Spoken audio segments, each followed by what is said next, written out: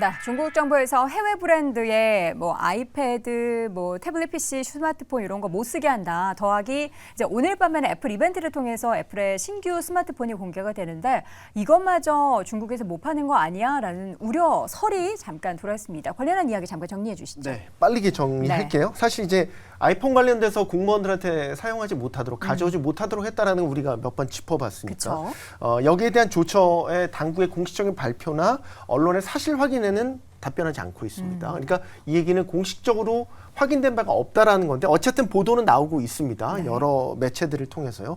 또 하나 나왔던 게 중국 최대 이동통신업체 차이나 모바일이 아이폰 판매를 중단할 것이라는 보도도 나왔습니다. 근데 여기에 대해서는 차이나 모바일이 공식적으로 대응을 했습니다. 네, 루머다.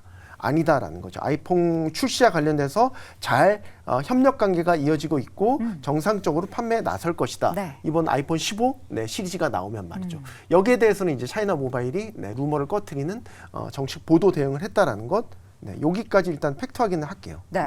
지금 보면은 이제 애플이 중국 관련해서 좀 시장 파일을 많이 좀 뺏기는 것이 아닌가. 그러니까 뭐 그렇다고 다른 우리나라 기업이 아니라 중국 내수 기업에게 뺏기는 거 아닌가라는 그런 우려가 사실 관련된 우리나라 기업에도 좀 악재로 미치는데 사실 그동안에 수혜도 제대로 못 받단 말이에요. 관련 기업들이. 근데 좀 걱정할 만한 지금 수준인 건지. 그 이슈의 제가 생각하는 핵심 포인트는 우리가 제어할 수 있는 건 아무것도 없다. 없죠, 이게 핵심입니다.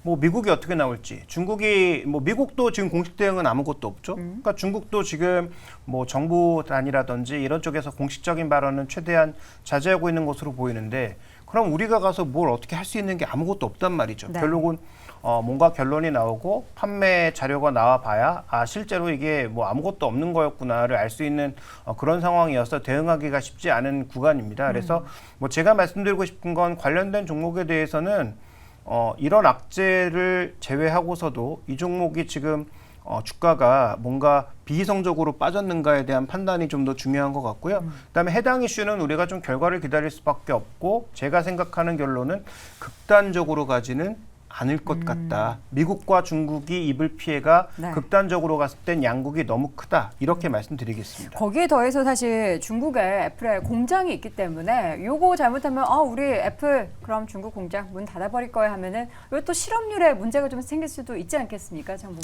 그렇죠. 뭐 지금 이제 지난 6월에 이제 청년 실업률이 21%고 지금 뭐 수치가 이제 나오지는 않고 있는데 이게 뭐 엄청나게 높아질 것이라는 얘기가 나오고 있는 상황이죠. 근데 애플 공장을 통해서 지금 얻는 이런 규모가 상당히 좀 높기 때문에 그런 것들을 보더라도 사실상 좀 강력하게 뭔가 이제 극단으로 치닫는 결과가 나오기는 좀 어렵다라고 보여지고 있고요. 지금 미중 간에 이런 좀 갈등들이 나타나고 있고 각종 규제들이 나타나고 있기 때문에 거기에 따른 약간의 좀 반발에 대한 이런 액션 정도로 보시는 게 맞지 않을까라고 생각을 하고 있습니다. 말씀 주신 것처럼 뭐 워낙 엮여 있는 게 많기 때문에 그 한쪽으로 좀 극단적으로 가기에는 서로 입을 피해가 너무 크지 않나라는 생각이거든요. 뭐 대안으로 지금 당장 넘어갈 수 있는 세팅이 되어 있는 것도 아니고 그래서 이런 부분에서는 일단은 좀 단기적인 이슈 그리고 만약에 조금 과하게 눌린다라고 한다면 오히려 추가 매수 관점으로 충분히 뭐 애플 같은 경우 지켜봐도 괜찮지 않을까라는 관점입니다. 네, 애플 걱정은 안 하는 게 낫죠? 합니다. 왜냐하면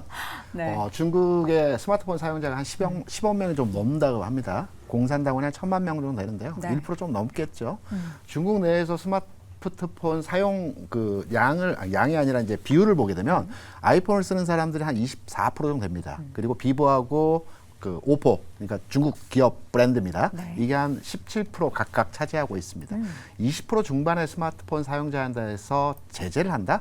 이건 쉽게 납득할 만한 내용에서 아니고요. 핵심적인 거는 뭐냐면 G20이 끝났죠. G21 건양에서 중국이 미국을 견제하는 내용의 아이폰이었고요. 한국, 호주, 인도를 견제하기 위해서 요소였습니다. 이번 G20에서 중국을 견제하는 메시지가 합의문에 없었습니다.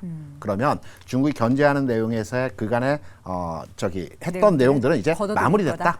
이렇게 해석을 하시면 될 것 같습니다. 알겠습니다. 첨언해도 될까요? 네.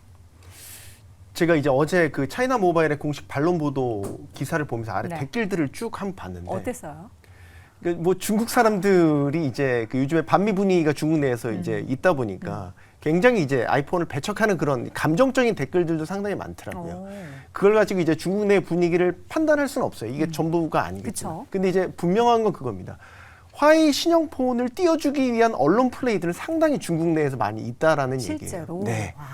그래서 저는 이제 지금 뭐 아이폰 판매 중단시킨다든지 차이나 모바일이 안 판다든지 이런 루머에 할 게 아니라 저는 네. 그냥 화웨이 이번에 신형폰 나온 거에 대한 경쟁력이 얼마나 될까 여기에 포커스를 맞출 필요가 있는데 장점도 있고 단점도 있다 뭐 이런 얘기들이 나오는데 뭐 네. 발열 이슈도 일부 있어요. 근데 장점은 예를 들어서 5G와 관련된 속도가 상당히 잘 나온다라는 거. 그러게요. 그리고 위성 통신이 가능하다라는 점. 뭐 이런 장점들이 이제 있다라고 해요. 네. 그래서 이 화웨이 신형폰에 대한 경쟁력, 이 퍼포먼스가 오히려 아이폰과의 대결에서 얼마나 작용할 거냐. 물론 아이폰은 아이폰이죠. 충성도 높은 고객도 많고. 그쵸. 하지만 이제 화웨이폰의 선전 여부에 따라서 사실 그거는 달릴 거라고 보고 지금의 루머는 사실 크게 마무리될 거라고 봐요. 알겠습니다. 자, 마지막으로 고수님들의 한 줄평 다시 한번 정리해드리겠습니다. 자, 김대중 고수 루머가 아닌 휩쏘다 흔들어서 물량을 뺏으려고 한다. 우리 잘 지켜야겠죠. 손석호 고수는 루머는 루머일 뿐 그래도 호락호락하진 않을 거다. 김종효 고수 애플 걱정은 기우다. 하창원 고수는 과한 우려는 접어두라. 자, 애플 걱정하는 거 아니다로 정리를 해보도록 하겠습니다.